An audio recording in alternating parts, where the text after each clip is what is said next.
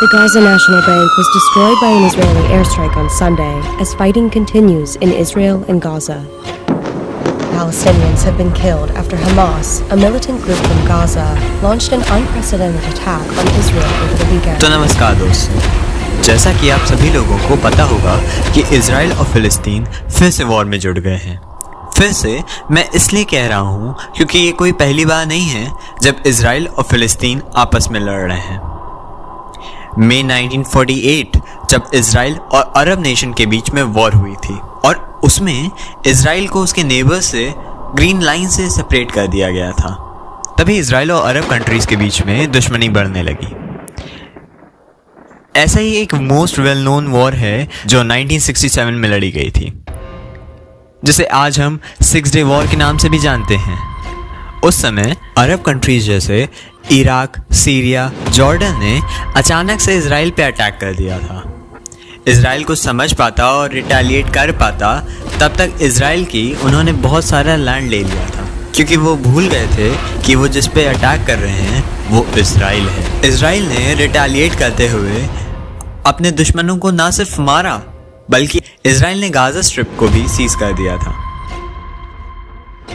7 अक्टूबर 2023 Saturday जब सारे ज्यू अपना ऑस्पिशियस फेस्टिवल मना रहे थे, तब उसी दिन हमास ने 5000 से भी ज़्यादा रॉकेट इजराइल पर छोड़ दिए। ये बहुत गलत काम था क्योंकि इजराइल इसके लिए अभी तैयार नहीं था। पैलेस्टीन ने इजराइल को छोटा देश समझ के उस पर अटैक कर दिया। उसको नहीं पता था कि उसने ये करके अपने पैरों में ही कुल्हाड़ी मार ली है। इसके रिस्पॉन्स में इजरायली पीएम ने तुरंत पूरे इजराइल में स्टेट ऑफ वॉर डिक्लेयर कर दी।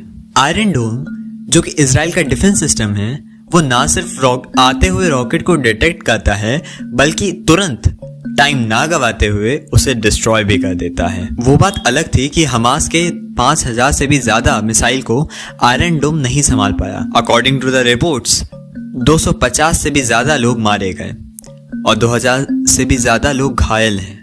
हद तो तब पार हो गई जब हमास के टेररिस्ट ने इजरायली सिटीजन पर अटैक करना शुरू कर दिया। पर एक सेकेंड, आपको तो मैंने बताया ही नहीं कि हमास क्या है। हमास एक मिलिटेंट ऑर्गेनाइजेशन है जो 2006 में गाजा स्ट्रिप को कंट्रोल कर रहा था। सीधी भाषा में हमास एक टेररिस्ट ऑर्गेनाइजेशन है। ये बात मैं नहीं कह रहा हूँ, ये बात यूएस, यूरोपियन यूनियन और यहाँ तक कि बाकी देशों ने भी इसे एक टेररिस्ट ऑर्गेनाइजेशन का दर्जा दिया है। अब आप खुद ही सोच के देखिए कि इजराइल जो कि एक इतना छोटा देश है, वो इन सारे सिचुएशंस में कैसा फंसा हुआ। इसीलिए उसने टाइम ना गवाते हुए अपना खुद की स्पाई एजेंसी बनाई, मोसाद, जो कि आज दुनिया की सबसे ज़्यादा सक्सेसफुल स्पाई एजेंसी है। तो आइए टॉपिक पे आते हैं कि फिलिस्तीन ने इजराइल पर अटैक क्यों किया। इसके बहुत सारे रीजंस हो सकते हैं। पहला तो ये है कि फिलिस्तीन एक इंडिपेंडेंट स्टेट बनाना चाहता है, क्योंकि 1947 से लेके 2023 तक फिलिस्तीन का मैप छोटा होता गया है। अब बात आती है कि कौन कौन कंट्रीज हैं जो इस वॉर में शामिल हो चुकी हैं। तो फिलिस्तीन के सपोर्ट में सऊदी अरेबिया, ईरान और समवेयर पाकिस्तान भी इन्वॉल्व है। और on the other hand Israel के सपोर्ट में यूएसए, फ्रांस, यूरोपियन यूनियन और यहाँ तक कि अब इंडिया भी उसके सपोर्ट में आ गया है। אזרחי ישראל, אנחנו במלחמה, לא במבצע। अब यहाँ पे एक क्वेश्चन अराइज होता है कि इंडिया ने इजराइल को वॉर में सपोर्ट क्यों दिखाया। ये उसने तब क्यों नहीं दिखाया जब रशिया और यूक्रेन वॉर हो रही थी।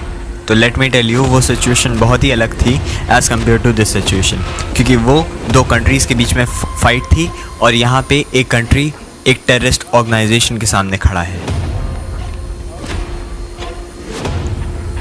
दूसरा, इंडिया और इजराइल बहुत अच्छे दोस्त हैं और इजराइल हमेशा से इंडिया की मदद करते हुए आया है, चाहे वो 1971 की वॉर हो या कारगिल वॉर।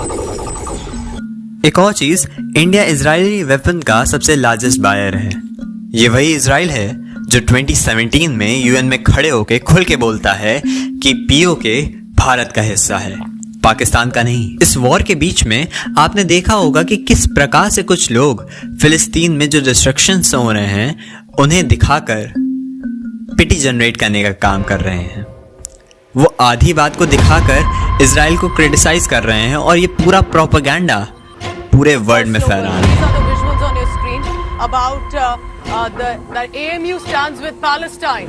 इंडिया में ये बहुत बड़ा डिसएडवांटेज है कि इंडिया में रहने वाले कुछ sections of society are still in the support of Hamas, जो कि एक टेररिस्ट ऑर्गेनाइजेशन है। अब ये मैं आप पे छोड़ता हूँ कि आप किसको सपोर्ट करते हैं, इजराइल को या टेररिज्म को।